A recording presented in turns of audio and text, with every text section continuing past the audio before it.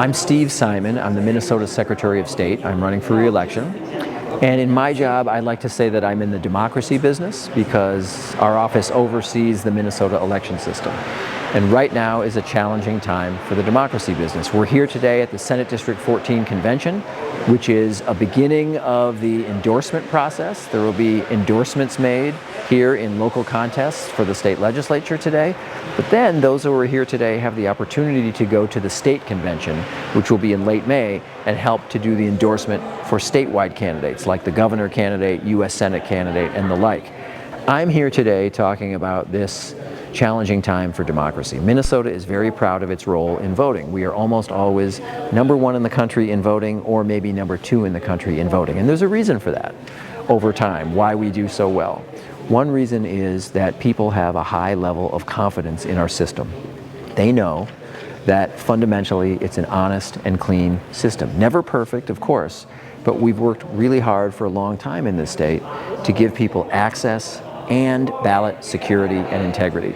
So there's no question that the last 2 months have felt like a heavy time throughout Minnesota, not just in the Twin Cities, but in the St. Cloud area and central Minnesota as well. This ICE surge has really affected our communities. And for me, it's kind of personal. I'm the son of an immigrant.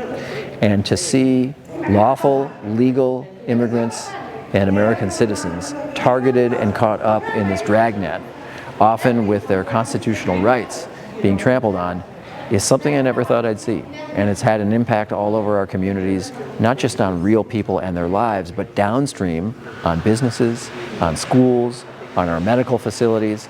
And I think one of the reasons why we're being told that this surge is ending is this did not go well for the federal government. These tactics, which so many people around Minnesota could see for themselves, were really unnecessary and over the top, and using force that didn't match the moment.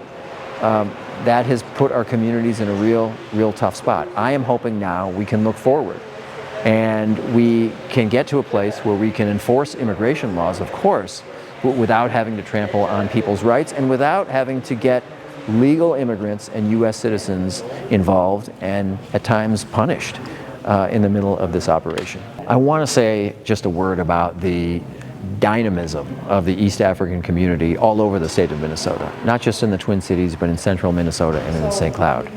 These are business owners, these are teachers, these are folks who have made our communities better, richer, and deeper. We all have a job to do. We have an election in 8.5 months, and that is our opportunity to make sure the candidates that we support, whose views and values are consistent with our views and values, get across the finish line. And that's everybody's job as a citizen, no matter who you are, where you vote, or who you vote for.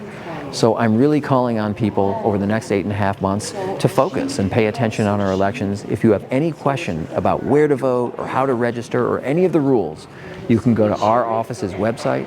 It's mnvotes.gov. That's mnvotes.gov.